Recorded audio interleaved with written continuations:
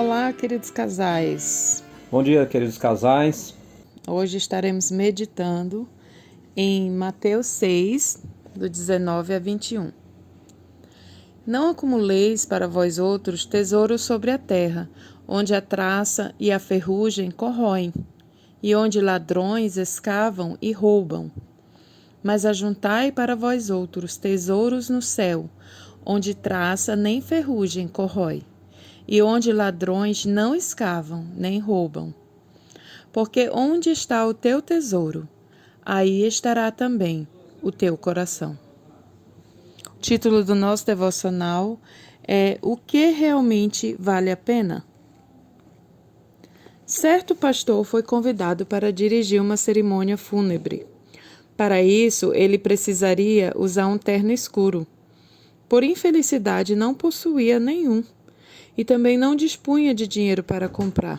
Sendo assim, resolveu ir a uma loja de roupas usadas para ver se encontrava algo aproveitável. Para sua surpresa, havia um terno do seu número preto, a um preço razoável. E o que era melhor, muito bem conservado. Empolgado, ele imediatamente o comprou. E, enquanto pagava, perguntou ao funcionário que o atendia como podiam vender uma peça tão boa a preço tão baixo. Encabulado, esboçando um sorriso sem graça, o homem confessou que todos os ternos da loja anteriormente haviam pertencido a uma agência funerária, que os usava nos defuntos, desvestindo-os instantes antes do sepultamento. O pastor ficou em dúvida se deveria ou não vestir um terno que o morto usara, mas, como nunca ninguém descobriria de onde viera sua roupa, resolveu utilizá-lo. Tudo correu bem, até que na metade do ato fúnebre, enquanto falava, distraído, ele procurou enfiar a mão no bolso da calça. Depois de algumas tentativas frustradas, percebeu que ela não tinha bolsos. Essa era uma ótima e prática lição. Para onde todos nós iremos um dia? Bolsos, carteiras, dinheiros e bens são totalmente desnecessários. Mesmo que consigamos acumular muita riqueza, não teremos nisto uma razão para viver. No fim de nossos dias, mais importante que olhar para trás e contabilizar as terras compradas, os imóveis adquiridos, a poupança economizada, é olhar para trás e ver uma família estável e unida ao nosso redor, dando-nos amor, levando-nos a certeza de que nossa vida realmente teve sentido. Essa ilustração que a irmã Melanie leu é uma ilustração muito boa, porque além da lição que ele já pontuou aí, eu não sei se você entendeu, as calças não tinham bolso porque nada podia ser guardado. O morto não leva nada, então não tem nada para ele guardar. Como o defunto não leva nada para o além, não havia necessidade de ter bolso porque não havia nada para o defunto guardar e levar consigo. Mas nem a roupa o defunto levou, tanto é que foi vendida. E essa ilustração mostra de maneira às vezes até triste, bem realística, o que acontece na vida das pessoas. E é mais triste para aqueles que se dizem crentes, porque conhecem a verdade. Paulo, inclusive, reforça essa verdade quando ele está falando para o seu jovem pastor Timóteo, na sua primeira carta, onde ele diz o seguinte, para ele advertindo: de fato, grande fonte de lucro é a piedade com o contentamento, porque nada temos trazido para o mundo, nem coisa alguma podemos levar dele. Então é uma ênfase que ele dá para o jovem pastor Timóteo e que é para todos aqueles que são subpastores, porque os pais são tipos de pastores porque tem que pastorear, não no sentido da igreja, mas no sentido de pastorear os filhos. Somos subpastores comissionados pelo próprio Senhor Jesus Cristo para pastorearmos os nossos filhos. E esse é um ensino que a gente precisa entender. Nada levaremos deste mundo. Por isso, a nossa luta deve ser pelo que realmente é importante, pelo que realmente vai ser lucrativo na eternidade.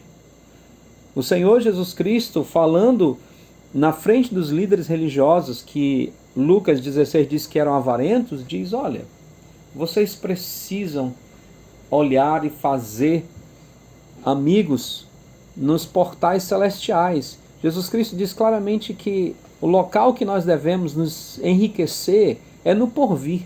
E isso deve ser a base da nossa educação. O que é que vai durar para os nossos filhos eternamente? E eu posso dizer uma coisa claramente para vocês: nem a educação formal deles, no sentido escola, aprendizado das disciplinas, vai durar, porque fazem parte desta vida. O que realmente vai durar é aquilo que eles plantarem para a eternidade. Esse ensino que eles recebem diariamente na escola, faculdade, são ensino secular. O que é que a Bíblia quer dizer com secular? São ensinos desta era, que são próprios desta era e que quando essa era se encerrar, aqui vão ficar. Tudo que é secular, no sentido proveitoso, lícito, pode ser usado para a glória de Deus, mas nós devemos entender que é isso que Deus quer, que nós usemos o secular para a glória dele, e não usar o secular como se fosse o fim da nossa vida, ou o fim da vida dos nossos filhos. É lamentável, e eu vejo isso em muitos crentes, em muitas famílias, como a visão dos pais é a vida secular dos seus filhos. Como eles olham para a vida secular dos seus filhos.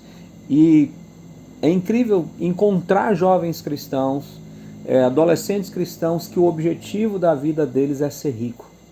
E exatamente sobre isso que Paulo vai advertir também, dizer, olha, os que querem ficar ricos caem em tentação e cilada e em muitas concupiscências insensatas e perniciosas, as quais afogam os homens na ruína e perdição.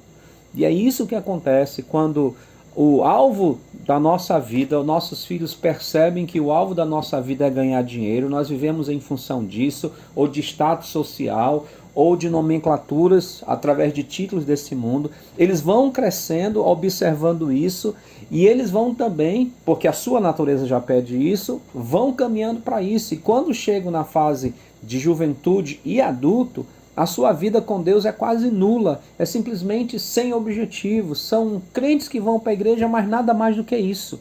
E esse é um reflexo que a gente vê nos filhos da Europa.